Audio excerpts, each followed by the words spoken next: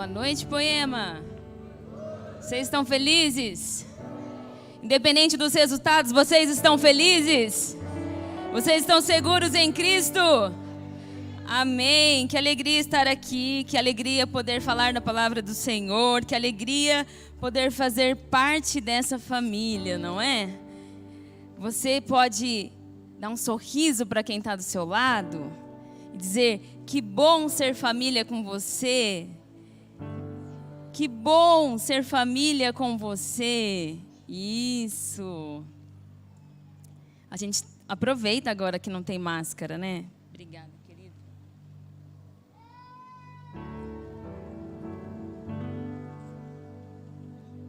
Queridos, é uma grande alegria compartilhar a palavra de Jesus. E uma alegria especial de estar aqui hoje, né? Eu e a Liz, né? Se você não conhece a mim e o meu esposo, eu sou casada com o Caio, também conhecido como Momuzinho. E a gente está esperando uma bebê chegar. Estou aqui de 30 semanas. E ela está tendo um privilégio que eu não tive, que o Caio não teve, que meu pai não teve, que minha mãe não teve, que minha sogra não teve. Que é não só estar na casa do Senhor, mas já estar sendo gerada debaixo de princípios, propósitos, debaixo de um estilo de vida que não anda pelo que vê, que não anda pelo que sente, mas que anda pela fé no Filho de Deus. Você pode aplaudir Jesus por isso?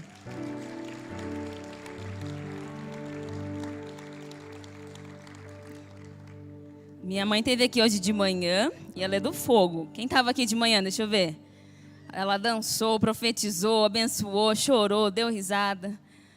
E outro dia eu conto a história para vocês, mas orem aí que eu quero escrever um livro sobre a história deles. Ora aí para ser gerado isso. E aí você depois entender um pouco melhor por que para mim essa alegria é tão grande. De poder estar aqui com a minha filha no meu ventre, falando de quem é Cristo e vivendo Cristo. E hoje nós estamos encerrando a série de velho. Você aprendeu a falar sério, irmão? Vamos lá, velho.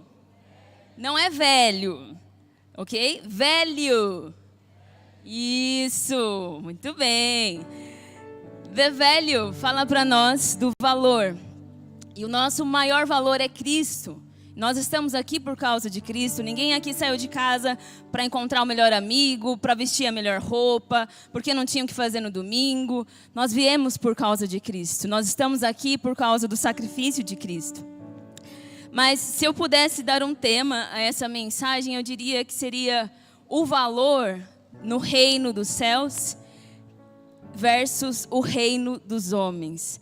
Porque eu acho que a nossa maior luta de todo dia é viver assim como pessoas que vivem em Cristo e para Cristo, não apenas como pessoas que se dizem de Cristo, não é? Me lembrei aqui de umas pessoas que uma vez foram tentar fazer algo em nome de Cristo. Eles foram tentar expulsar um espírito imundo lá em Atos. E aí o demônio, gente, falou para eles assim: olha, Paulo eu sei quem é, Jesus eu também sei, mas quem são vocês? Já pensou? Então, viver para Cristo é o que vai nos identificar com Ele. E eu espero que aí até o final você possa receber do Senhor direção e entendimento. E que você possa ser convencido no seu homem interior do que é que eu preciso e o que você precisa no seu viver individual. Alinhar, ajustar. Que hoje, a minha oração é que hoje você receba um colírio espiritual. Para você enxergar. Como olhando para um espelho. E esse espelho sendo Cristo e a palavra de Cristo. O que é que na sua vida precisa ser ajustado, alinhado. Para que você realmente viva o valor do reino dos céus. No seu dia a dia. Na sua jornada. E não o valor do reino dos homens. Amém? Queridos, amanhã é dia 31 de outubro. E nós comemoramos 505 anos da Reforma Protestante. Você sabia disso? 505 anos que Martinho Lutero foi lá e disse: olha, a palavra de Deus tem senhorio, tem predominância. Ela é mais importante do que a palavra de homens. E a partir disso, nós podemos ter novamente um acesso individual à palavra de Deus. E aí, como já tinha impressão, a gente teve acesso a essa Bíblia de papel, que hoje talvez você também não trouxe, como eu deixei a minha lá, porque ficou voando aqui. E a gente tem hoje acesso a uma Bíblia digital no nosso celular, no nosso smartphone, não é assim? Nos aplicativos. Mas a pergunta que eu me faço e que eu te faço é: estamos valorizando esse acesso individual à palavra de Deus? Estamos valorizando esse acesso que você pode ter abrindo a sua Bíblia e conversando com o autor da palavra e ouvindo dele quais são esses valores que ele quer que você viva e que você as formas como ele quer que você conduza a sua vida. Quando a gente olha para a palavra, lá bem no início, então falando do valor da palavra, nós vemos no início Gênesis, a criação, o começo de tudo. E ali é a primeira vez que a gente vê Deus mostrando para nós como é a ótica dele, como é a visão do rei, do criador, que é totalmente diferente da nossa.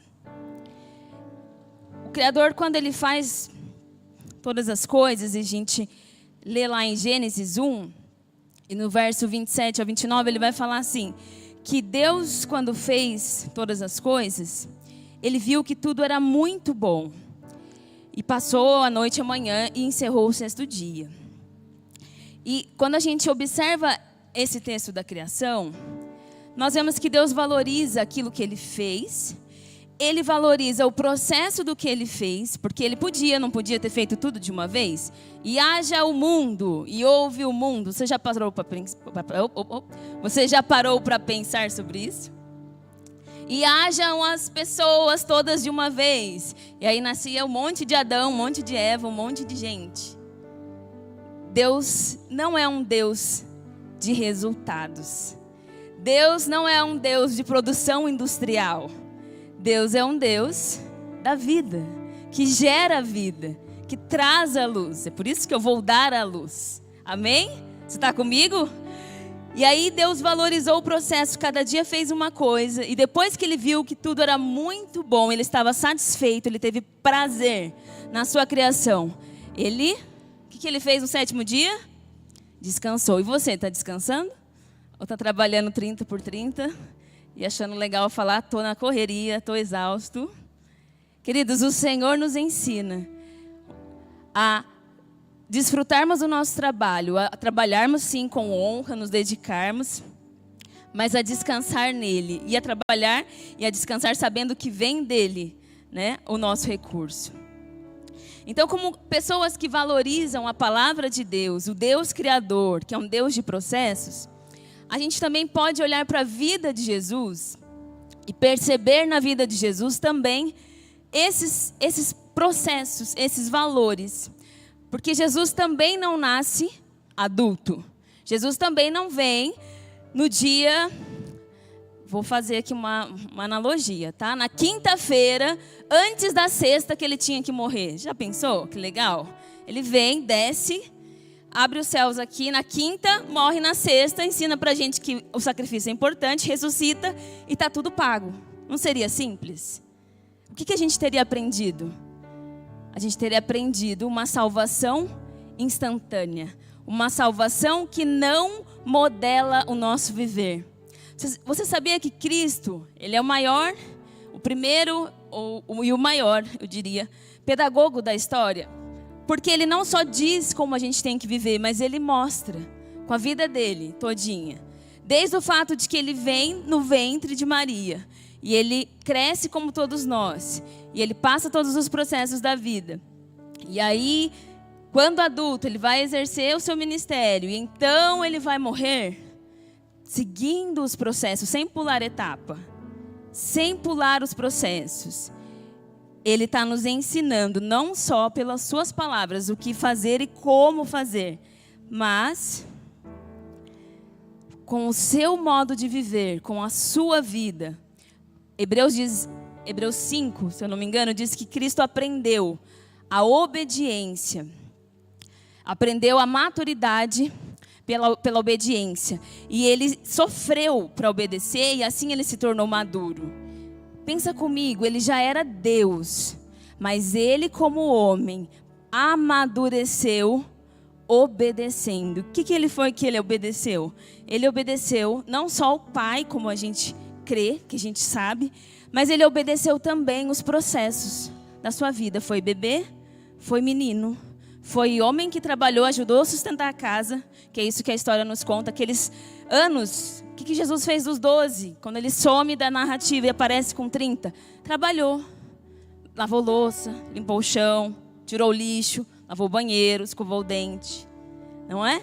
E assim nos ensina que essas coisas simples do dia a dia, elas também mostram o valor que tem o reino de Deus para nós.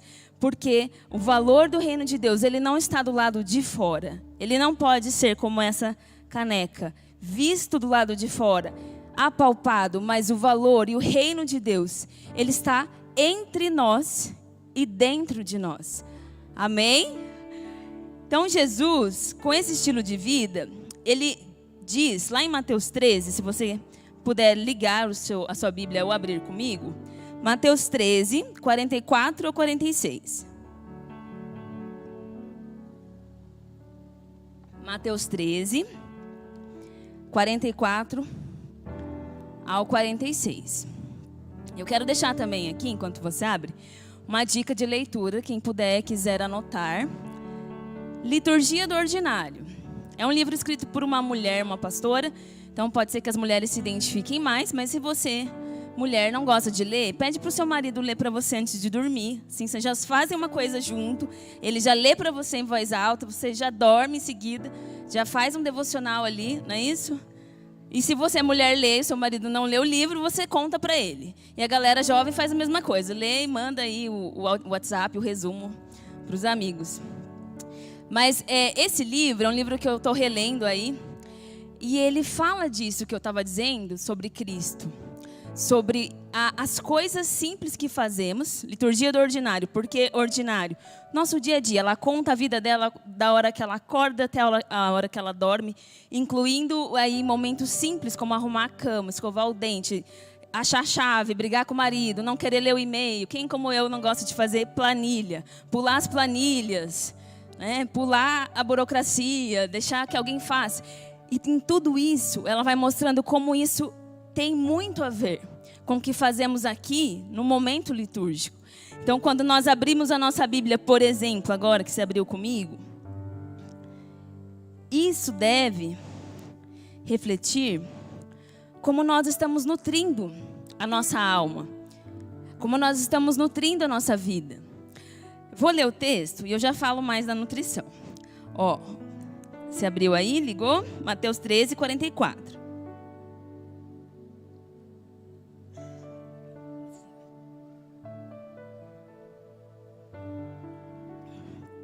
O reino dos céus, você pode ler comigo? É como um escondido. O tesouro não está visível, o tesouro está escondido. Que um homem descobriu num campo. Em seu entusiasmo, ele o escondeu novamente, vendeu tudo o que tinha e com o dinheiro da venda comprou aquele campo. Ele vendeu o quê? Ele vendeu tudo que tinha. Não foi uma parte. Não foi uma parte do coração que ele entregou. Ele não deixou a carteira lá fora. Ele trouxe a carteira para Cristo. Continuando a leitura. O reino dos céus também é como um negociante que procurava pérolas da melhor qualidade. Quando descobriu uma pérola como era a pérola? de grande valor, vendeu tudo o que tinha. Com o dinheiro da pérola, com o dinheiro da venda, comprou a tal pérola. Cristo está falando aqui por parábolas, com a multidão, os discípulos. E para nós, Ele quer trazer mais entendimento. Ele não quer que a gente escute apenas e não aplique. E aí, lendo esse texto, depois eu volto a falar da nutrição. Você me lembra, Jaque? Lendo esse texto, eu me lembrei, porque a gente não vive na zona rural, assim, a gente não entende muito de campo, né? Tinha um campo com tesouro e tinha pérolas, mas eu não uso pérolas, eu uso uma biju. E enfim, o que isso quer dizer? Eu me lembrei de que quando eu era criança, e meu irmão estava aqui de manhã, ele falou, nossa, se eu soubesse que você ia contar a história minha, eu não tinha sentado lá na frente. Eu tenho 2 irmãos, uma irmã mais nova e um irmão mais velho, então eu estou no meio. E o meu irmão mais velho, ele é muito, muito visionário, sempre foi. Então, quando criança, quando a gente ganhava dinheiro dos avós, do tio, do pai, de alguém, e juntava ali as moedas, a gente ficava, né? Olha, quanto você ganhou? Ah, eu tenho tantas. Ficava ali comparando as moedas. E quando eu ainda não sabia ler ali, entender o valor das moedas, o que meu irmão propunha, sendo um bom visionário que ele é? Olha, eu vou te dar algumas moedas pequenininhas e você me dá essa moeda grande que você tem. E aí, o que eu não sabia que estava acontecendo?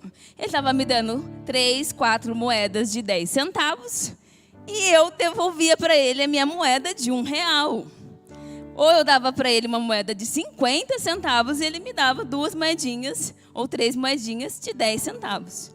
Então, eu estava trocando ali a quantidade de moedas com ele e ele estava ficando com o maior valor. E por que eu não entendia? Porque eu era criança, não tinha entendimento.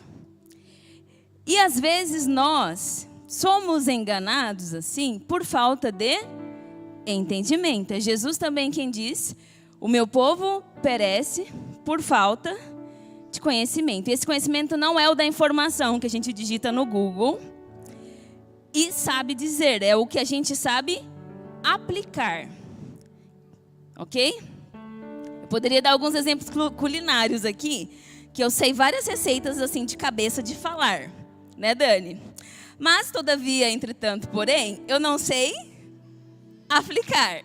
Então, eu recorro às irmãs dos nossos GCs, dos nossas queridas amigas cozinheiras, geralmente para comprar mesmo pronto, tá, gente? Não pense que eu recorro a pedir a receita, porque o reino dos céus, ele está disponível para nós, mas para a gente ter entendimento e não informação. Amém? Esse não é um livro de receitas de uma vida feliz que você decora e segue como um robozinho. E aí tudo vai bem na sua vida. Não. Essa é uma palavra viva, de um Senhor vivo, de um verbo vivo, que quer nos trazer entendimento, não é? Para a gente não perecer e ter a vida. Qual é a vida? A vida eterna. Isso, ó, tem gente aqui que foi na IBD quando era criança, como eu. Muito bem, memorizou os versículos. A vida eterna. Mas, Emília, o que isso tem a ver? Então, sem entendimento, eu trocava as moedas. Quando eu comecei a entender, eu aprendi que eu poderia juntar as minhas moedas e multiplicar o meu dinheirinho. Não é? E aí, isso foi se tornando aí... Esses dinheirinhos se tornaram outras coisas. Eu lembro de uma viagem que eu fiz, que eu tive muito orgulho, quando eu tinha 16 anos, que tudo na viagem eu que paguei. A passagem, é uma fortuna, né? Pra gente que tem 15, 16 anos, pagar passagem, a comida e voltar. A comida era assim, clube social, mas eu que paguei, isso que é importante. Então, a gente com entendimento, a gente vai amadurecendo, a gente vai vivendo de outras formas, sim ou não? E a gente vai sendo mais responsável pela nossa vida. E aí, querido, eu me lembrei também de 2 irmãos, que você conhece provavelmente, Esaú e Jacó. Quem conhece essa história? Esaú e Jacó. Se no meio da fala que eu trocar os nomes, é por causa da Liz, tá? Tenha paciência. Esaú e Jacó eram filhos da promessa para Isaac, não é assim? E desde o ventre ele já tinha ali uma briga, né? Você pensa que é só sua família que tem treta? A Bíblia está cheia de treta. É só você procurar lá direitinho que você vai achar e vai ver que tem. Eles já brigavam na barriga da mãe, gente. Eu com uma aqui já tá... Imagina com 2 brigando ainda, né? E aí, passou-se o tempo, eles cresceram, existiam profecias, promessas sobre eles. Mas, para acessar a promessa, não era necessário, acompanha isso, Jacó fazer da forma como ele fez. O que Jacó fez? Ele estava lá um dia fazendo uma comida. E ele era o irmão mais novo. E o irmão mais velho, Esaú, ele tinha algo que se chamava direito de primogenitura. Ele era o primogênito. A gente, no momento, né, na nossa século 20, 21, a gente já está no 22, pessoal? Não, né? Tá? É 22, 21. Ok. Como vocês podem ver, números... Não é com a gente. Nesse momento que a gente vive, primogenitura não diz muita coisa ou não diz nada, né? O irmão mais velho é aquele que pega os BO, geralmente, e leva ainda a culpa quando os mais novos fazem bagunça. Não rola isso? Meu irmão sofreu com a gente. E eu com a minha irmã. Mas, graças a Deus, a gente cresceu. Mas ali, naquele contexto... O direito de ser o primogênito garantia muitas bênçãos espirituais e muitas, como é que eu posso dizer, muitos benefícios, inclusive aqui na terra, porque o primogênito era quem herdava quando o pai falecia, era quem administrava, ele era como se fosse o pai. É como a gente está assistindo, o Caio está assistindo aquela série The Crown, e aí ele estava questionando, mas por que o rei morreu e não pode ser a rainha, né? Não, é o primogênito. É o filho primogênito, não importa. E aí um rei abandonou e entregou para o outro. E aí a história toda mudou. É aquilo que está naquele regimento. Então, no regimento da cultura do povo hebreu, a primogenitura valia muito na sociedade. E espiritualmente também, quem era o filho mais velho tinha muitos benefícios. E nesse dia, Jacó está lá cozinhando e ele tinha uma promessa de que ele viveria essas bênçãos. Só que aí, quando o irmão dele chega do campo, que ele era um caçador, chega com fome, ele fala, olha, o irmão dele fala, o que tem para comer? Estou com fome. E a gente com fome, a gente não raciocina muito bem, né? Eu já fiz uns estragos no carro com fome, mas outro dia eu conto. Esaú chega com fome e fala para Jacó, me dá uma comida. Jacó, que é conhecido por ser enganador, você está comigo? Olha o engano das moedas. É o mesmo engano do Jardim do Éden, é o mesmo engano dos 2 irmãos, tá? O diabo ele não é criativo. Se você observar, ele continua enganando as pessoas. E Cristo, somente Cristo é a verdade. Amém? Ele fala para o irmão dele, olha, eu tenho uma... Jacó, que é enganador, né? Tem uma comida aqui, mas eu te dou, se você me der, em troca, olha a troca, o direito da primogenitura. E Jacó sabia que isso não poderia ser proposto. Isso era algo assim extremamente fora daquilo que ele tinha sido ensinado pela sua família. Mas ele propõe, o outro aceita. E o que isso tem a ver comigo e com você? A primogenitura dava para Esaú bênçãos para a vida dele e para a posteridade dele, para gerações que vêm depois. Tanto que se você olhar a genealogia de Jesus, você vai ver lá que Jesus é filho de... Tem toda a genealogia e tem o primeiro lá em cima, filho mais velho de Jacó, Judá. Então, a genealogia é importante. E a bênção segue de geração em geração. Então, Esaú, ele troca uma bênção que passaria por gerações. E eu e você... corremos o risco, e algumas vezes cometemos esse erro de trocar uma bênção que é para gerações ou para a eternidade por uma satisfação temporária, por uma necessidade do momento. Enquanto Jesus está nos convidando no reino dos céus para olhar com a ótica dos céus, para viver para a eternidade e não viver para o hoje. Então nós aprendemos com Esaú e Jacó, e Hebreus também fala disso, que Esaú chorou amargamente depois disso, porque ele não valorizou, ele não deu valor para a bênção que ele tinha, para aquilo que ele tinha recebido. E depois não houve mais, no caso desses dois, não houve reparação, não teve o que ele fazer. E a bênção ficou sobre Jacó. E foi Jacó que foi Israel, que chegou a Cristo e que viveu as promessas que haviam sido feitas antes deles. Então, nós escolhemos todos os dias viver para a eternidade, para Cristo, ou para o agora, ou para o hoje, ou para uma satisfação momentânea. E aí, voltando a falar dessa parábola, vamos voltar aqui na parábola. Mateus 13. Jesus, em Mateus 13, também conta uma outra parábola. Deixa eu abrir aqui. Mateus 13.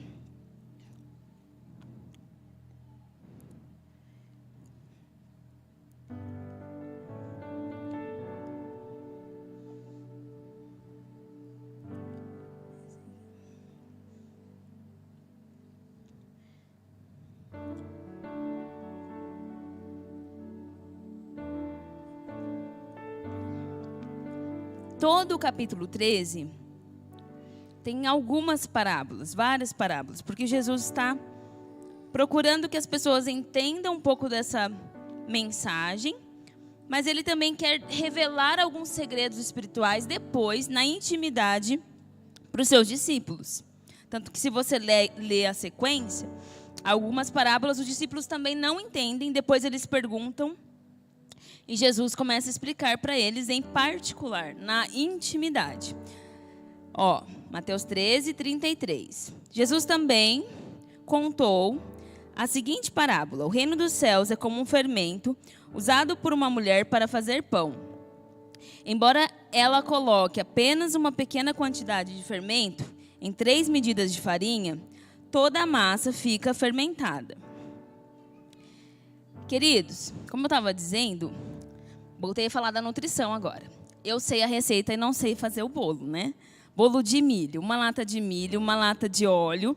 Me corrija se estiver errado, Dani. Uma lata de açúcar, 3 ovos. E a medida... Não, o milho já falei, né?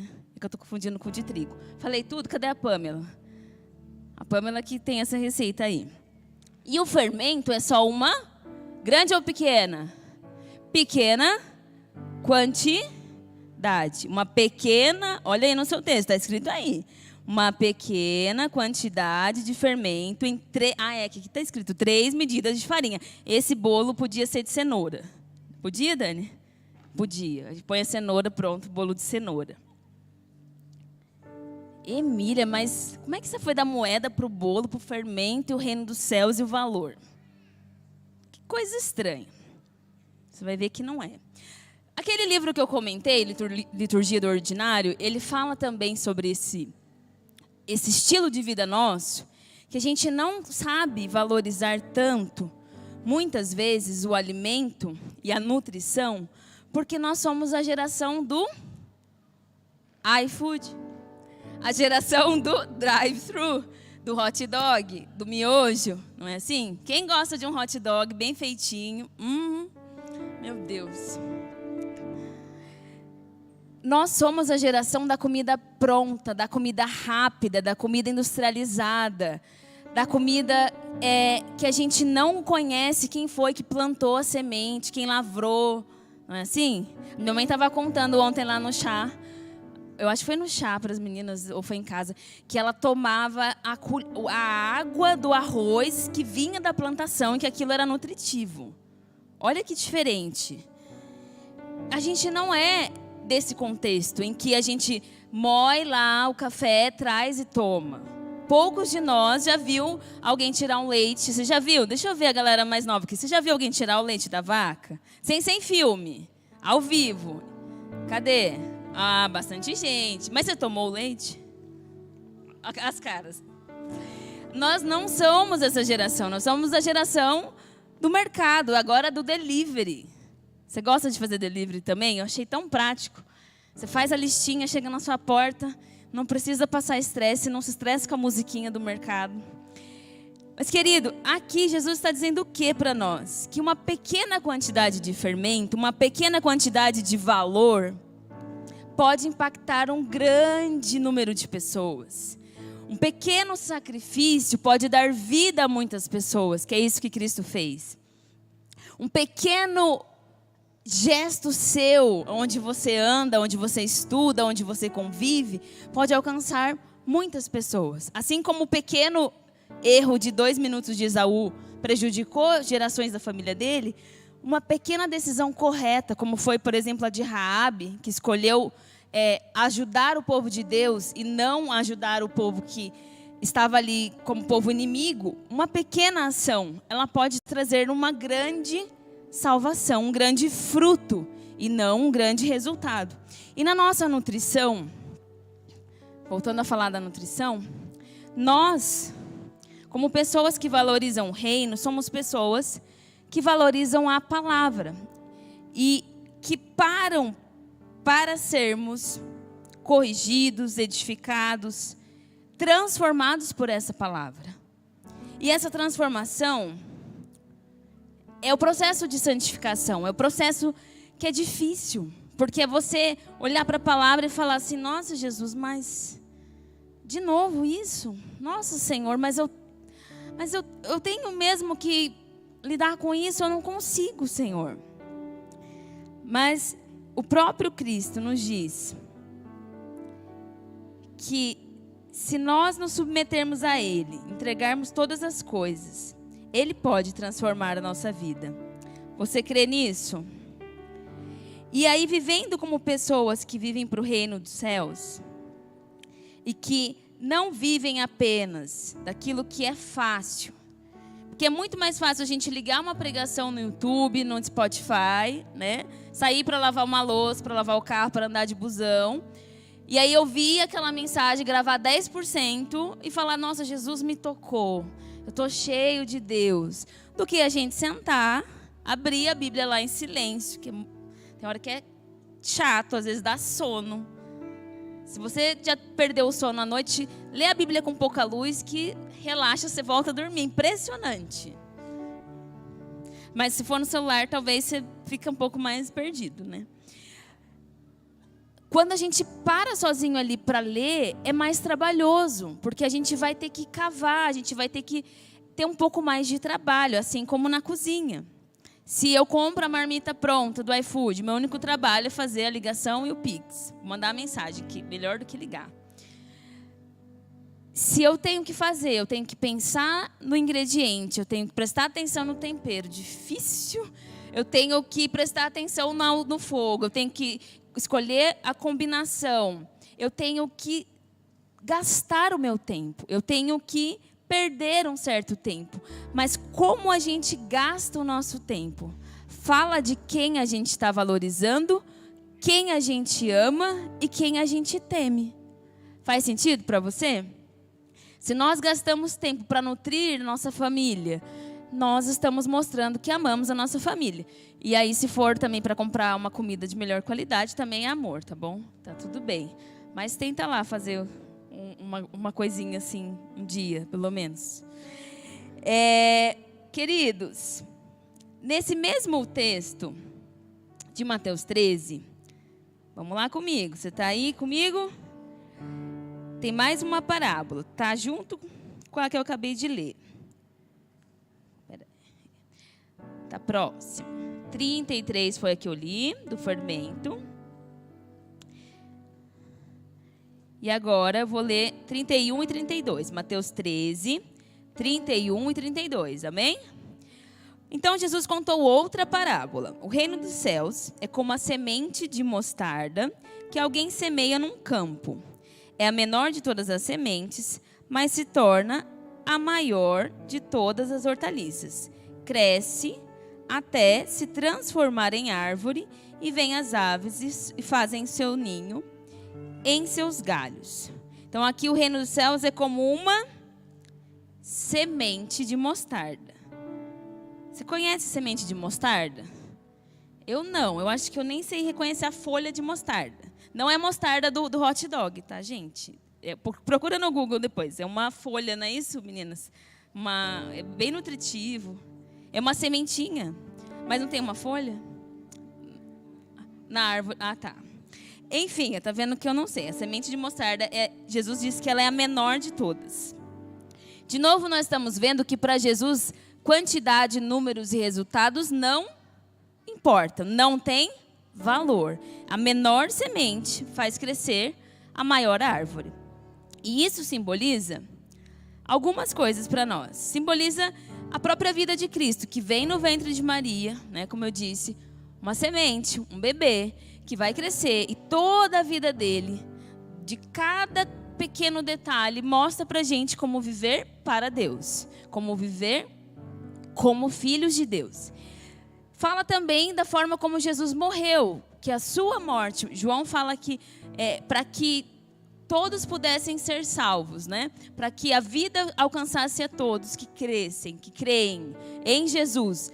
A morte de um único homem, a entrega do Filho unigênito, uma semente, uma vida, de uma vez por todas, levaria a salvação a todos. Esse é o nosso rei. E aí, Cristo, essa semente se torna aquilo que João diz em João 15, a videira verdadeira. Ele diz, Jesus dizendo, eu sou a videira verdadeira, e meu pai é o agricultor, e vocês são os ramos. Então, a menor semente morre, vive uma vida totalmente de renúncia, ressuscita, chama os discípulos, deixa para transformar aí aquilo que eles viviam em uma igreja, uma comunidade, uma família. E isso vai se transformar, então, por gerações nessa videira. E nós, como parte dessa videira, nós somos chamados também de imitadores e embaixadores de Cristo. Em 2 Coríntios, o nosso texto dessa série, que está em 2 Coríntios 5:15, diz assim, que Jesus morreu por todos, para que os que recebem sua nova vida não vivam mais para si mesmos, mas para Cristo, que morreu e ressuscitou por eles. Então, como imitadores de Cristo, como pessoas que vivem para Cristo, imitando a Cristo, e como embaixadores, que são aqueles que representam um reino, representam uma nação em outra nação, nós temos uma forma de viver. Nós temos uma conduta a seguir, nós temos um estilo de vida. E esse estilo de vida, ele é diferente, totalmente diferente, de quando a gente é apenas um admirador de Cristo. Quando a gente é simplesmente um simpatizante. Ah, Jesus é legal. Ah, Jesus é bacana. Eu creio que Jesus é bom, que ele foi um homem bom, fez o bem. Já ouviu isso? Ah, eu creio que Jesus fez o bem, foi um profeta, ajudou as pessoas. Mas isso não necessariamente mostra que a pessoa está vivendo um estilo de vida de imitar a Cristo e de representar a Cristo como embaixador. E aí, quais são os sinais de que nós estamos vivendo para Cristo, de que nós estamos vivendo os valores desse reino, de que nós estamos vivendo a vida que Ele morreu para a gente viver, morreu e pagou um preço para a gente viver? Eu lembro de uma frase, não sei quem disse, você pode procurar depois, que é assim: se a minha vida ou a sua vida for a única Bíblia que alguém vai ler, essa pessoa vai conhecer a Cristo? Se a minha vida for a única Bíblia que alguém vai ler, essa pessoa vai conhecer a Cristo? Isso é muito sério, não é? Porque fala da gente como ramo que estamos representando a Cristo onde estamos, como embaixadores que estamos representando o reino, nós estamos em lugares, em ambientes em que as pessoas ali podem nunca abrir um aplicativo da Bíblia para ler. Pode ser que elas nunca entrem por essa porta, mas elas estão diariamente em contato comigo e com você. Elas estão todos os dias ali nos vendo, seja estudando, trabalhando, seja resolvendo algo, seja produzindo, criando algo. E a forma como a gente faz as nossas tarefas mais simples pode levar alguém a se perguntar, mas nossa, essa pessoa age muito diferente. Mas por que você não faz assim? Todo mundo faz. Já ouviu isso? Se você não ouviu, precisa rever aí o que você está fazendo. Sinal que está fazendo o que todo mundo faz. Mas por que você fez desse jeito? Ninguém faz assim. Mas por que você se dedicou tanto? Não existia necessidade. Você está levando muito a sério. Não é assim que as pessoas percebem, às vezes, condutas, coisas simples que nós fazemos? Porque a gente entende que nós servimos o Cristo que está acima das pessoas, para quem a gente trabalha ou para quem a gente vai prestar, vai entregar alguma coisa. E isso fala do nosso estilo de vida. Porque nós cremos que Deus nos comprou como reis e sacerdotes para que a gente pudesse viver e trazer o reino do céu aqui na terra. E não só esperar que o reino do céu venha no último dia, no final. Enquanto isso, a gente vive aqui uma vida, aquela vida que der, do jeito que der. Crendo que Cristo vai livrar a gente do inferno. E isso é suficiente, isso basta. Mas isso não é suficiente. Cristo quer revelar. Paulo diz nesse texto de 2 Coríntios que é como se Cristo tivesse suplicando a nós para que a gente representasse a Cristo para as pessoas, para que talvez elas se convertessem, talvez elas se constrangessem de ver você e eu, na nossa limitação, procurando viver para Cristo. Amém? Queridos, e aí, falando de viver para Cristo,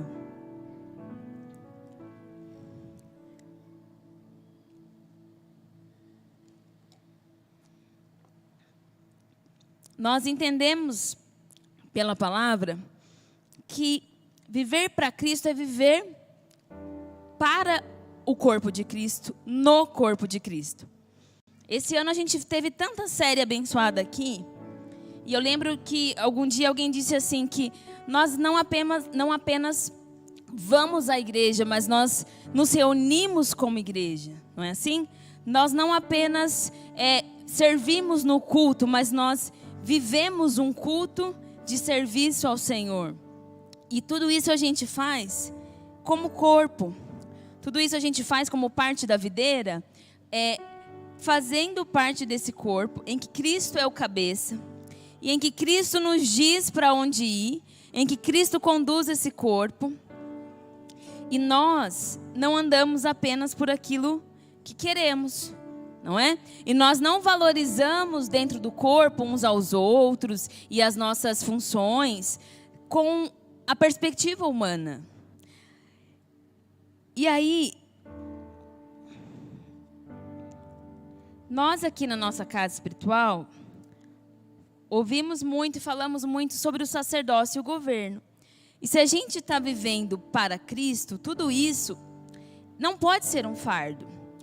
Não quer dizer que é simples, não quer dizer que humanamente a gente não tenha lá o sono lendo a Bíblia.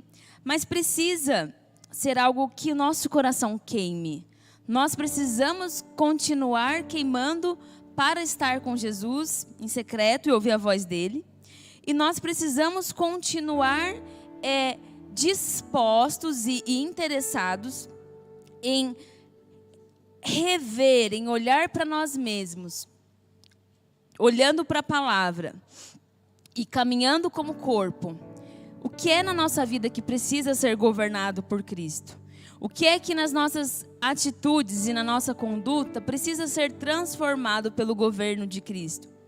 Porque o entendimento da palavra, que vai nos trazer a direção da vontade de Deus, ele também se transforma, nos transforma e se torna algo mais completo quando a gente tem esse entendimento em família, no corpo de Cristo. E é no corpo de Cristo que a gente aprende a viver aquilo que o Senhor está nos pedindo.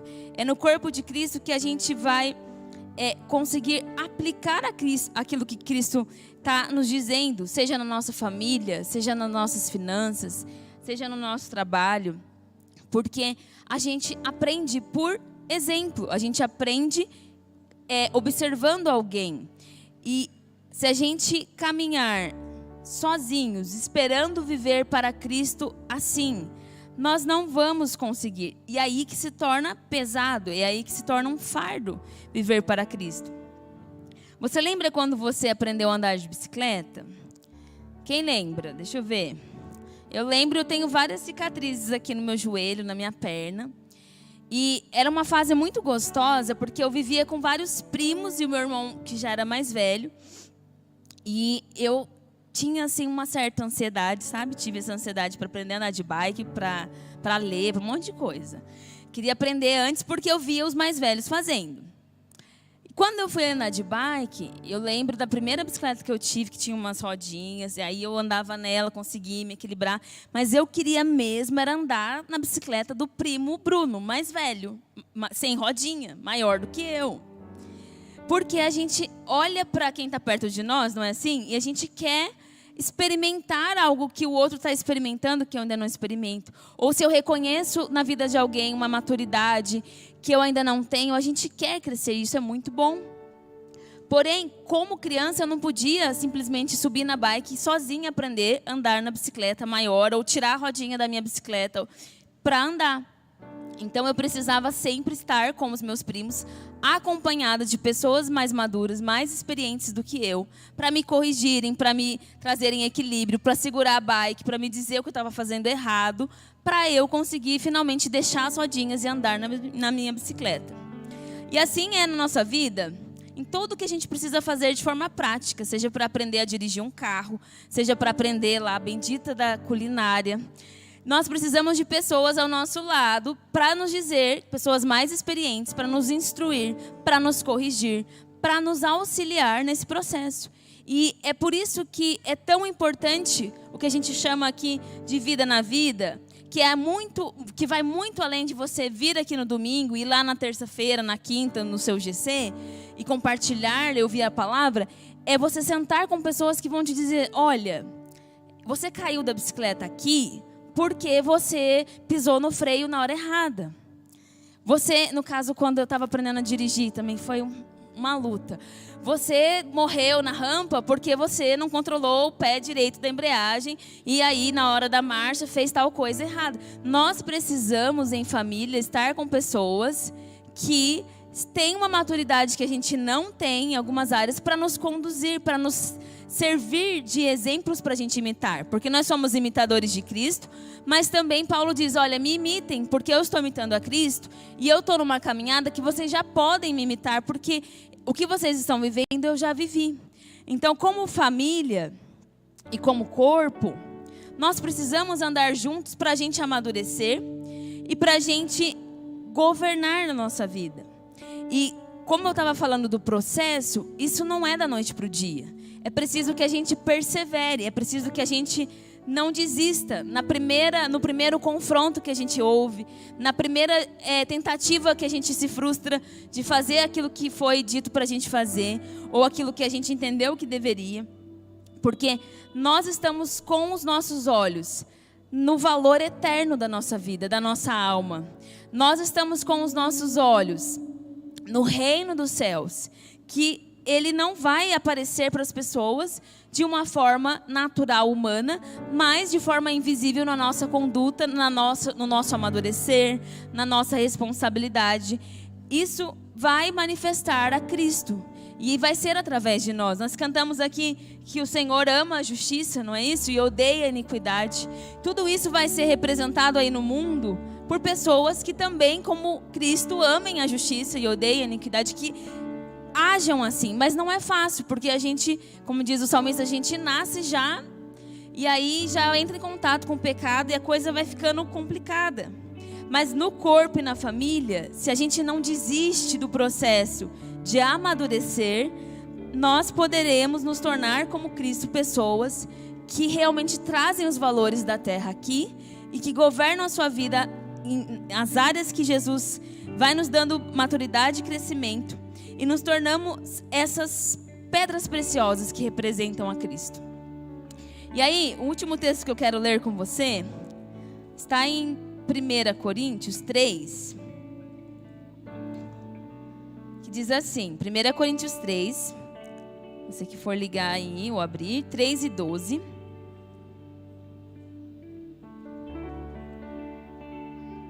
Diz assim: aqueles que constroem sobre esse alicerce podem usar vários materiais: ouro, prata, pedras preciosas, madeira, feno ou palha. No dia do juízo, porém, o fogo revelará que tipo de obra cada construtor realizou, e o fogo mostrará se a obra tem algum valor. Como que vai mostrar o valor da obra? Olha o valor. O valor da obra vai estar: se ela sobreviver ao fogo, o construtor receberá uma recompensa. Se ela queimar, se desfazer, o construtor sofrerá grande prejuízo, mas será salvo como alguém que é resgatado por meio do fogo. Queridos, toda a nossa vida em Cristo, nós estamos construindo a nossa vida. E nós estamos usando algum tipo de material. Com as nossas atitudes, nós estamos a partir de Cristo, da raiz de Cristo, produzindo ouro, prata, pedras preciosas. Ou nós estamos a partir da nossa natureza humana, a partir do nosso ego, a partir daquilo que a gente aprendeu com o pai, com a mãe, que a gente viu na TV, que a gente viu na novela, no filme, produzindo madeira, feno ou palha. E o fogo das provações, ele vem e mostra o que é que a gente está construindo, como a gente está construindo e edificando a nossa vida. Mas também no dia do juízo, o fogo das provações vai provar o que foi que a gente investiu o nosso tempo, de que forma foi que a gente serviu, de que forma foi que a gente construiu a nossa vida. E aí você pode ficar de pé para parecer que a gente está acabando.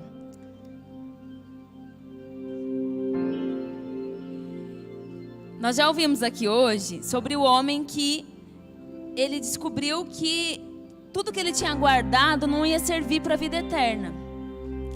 E lá em Mateus 6, Jesus diz assim, 19: não ajuntem tesouros aqui na terra, onde as traças e a ferrugem destroem, onde ladrões arrombam casas e as furtam. Ajuntem os seus tesouros no céu, onde traças e ferrugem não destroem, onde ladrões não arrombam nem furtam. Pois onde estiver o seu tesouro, ali também estará o seu coração. Você pode pôr a mão no seu coração, fechar os seus olhos? E aí você pode dizer comigo assim: onde estiver o meu tesouro, ali estará o meu coração. Queridos, Cristo não está preocupado com aquilo que fazemos simplesmente pelo que fazemos, mas Ele está preocupado onde está o nosso coração, onde está o nosso tesouro. Pois onde tiver o nosso coração, o nosso tesouro, vai ser onde a gente vai valorizar, vai ser o que a gente vai valorizar. E se nós estamos com o nosso coração queimando para viver tanto aquilo que é simples de segunda a sexta, quanto a nossa entrega quando a gente se reúne como corpo nas mesas, nas casas e aqui no domingo, se tudo isso nós estamos fazendo a partir de um coração que valoriza o que Cristo valoriza, que valoriza a morte e a ressurreição de Cristo e a transformação do meu irmão, a transformação da minha irmã, que valoriza que o reino cresça, que o reino se expanda, então a nossa vida, quando provada pelo fogo, o Senhor vai encontrar em nós valor. ele vai poder dizer que é muito bom o que ele vê em nós, que ele vê como pedras preciosas, como ouro e prata. Feche os seus olhos que eu quero orar com você. E fique à vontade para fazer sua oração ao Senhor.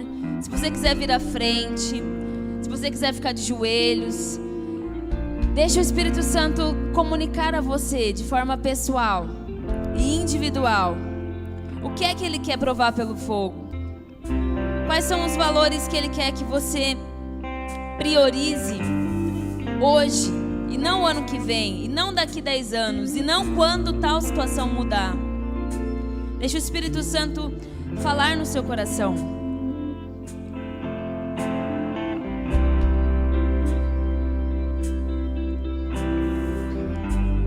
Pai, essa tua palavra, que é viva e poderosa, que é eficaz, que vai até a divisão da alma e do espírito, e que revela para nós, Senhor, aonde está o nosso coração, o que a nossa alma tem valorizado. Senhor, que nos sonda, que nos vê com olhos de chama de fogo. Senhor, que a gente não ouça, Senhor, a sua palavra e não seja como aquela terra que perdeu a semente, mas que a gente possa, Senhor, guardar a tua palavra no nosso coração e, Deus, deixar a sua palavra nos transformar. Deixar a sua palavra, Pai, queimar o nosso coração, e como fogo também, que é a sua palavra, que nós venhamos, Senhor, permitir o seu Espírito, através da palavra, através das pessoas que exercem, Senhor, autoridade sobre nós, através, Senhor, do corpo de Cristo, que a gente permita, Senhor, o Senhor transformar os nossos valores e o nosso interior para representar a Cristo, Senhor, para a gente andar como imitadores de Cristo, não apenas como admiradores. Pai, queima o nosso coração por esses dias, Senhor, ao sair por essas portas, porque o Senhor procura, Senhor, adoradores e não consumidores, porque o Senhor procura, ó Deus, estar em relacionamento com os seus filhos e não apenas com seguidores que querem, Senhor, o pão de hoje, Senhor, mas que a gente queira o pão vivo que é Cristo. Pai, que a gente queira o pão vivo que é Cristo, que a gente queira, Senhor, também servir o pão vivo, Senhor, a quem está próximo de nós, Pai. Senhor, que a gente possa ser encontrado por Ti, ó Deus, com obras, Senhor, de pedras preciosas, Senhor. Pai, que a gente possa entregar a Ti de todo o nosso coração o que temos, ó Deus. Seja, Senhor, no dia bom ou no dia mau, seja na adversidade. Senhor, que a nossa perspectiva esteja em Ti, Jesus, em Ti, Jesus.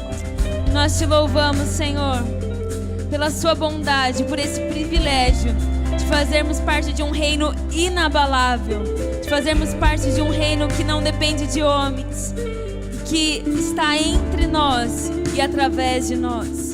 Muito obrigada, Pai, por tudo que o Senhor tem feito em nosso meio. Que a gente possa, Senhor, dar frutos, Senhor, a 30, a 60 e a 100 por um, Pai. Em nome de Jesus. Em nome de Jesus.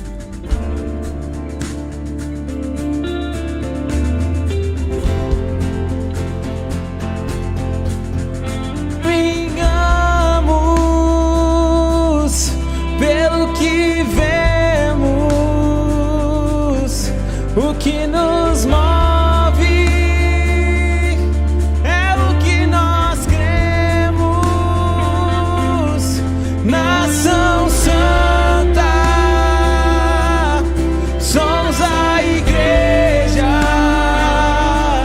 vivemos por fé, estamos de pé. Vamos dizer, não caminhamos? Não caminhamos pelo que vemos, o que nos move é o que nós cremos. Nação Santa, somos a igreja, vivemos por fé,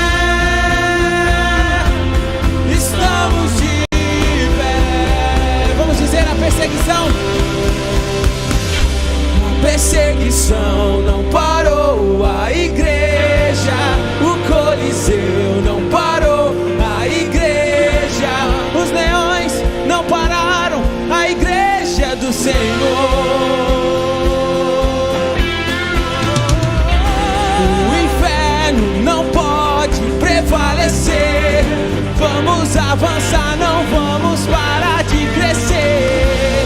Ninguém pode parar a igreja do Senhor.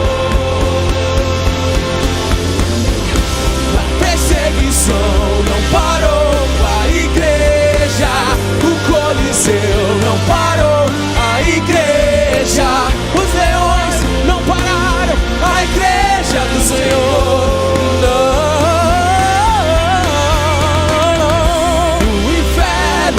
Pode prevalecer.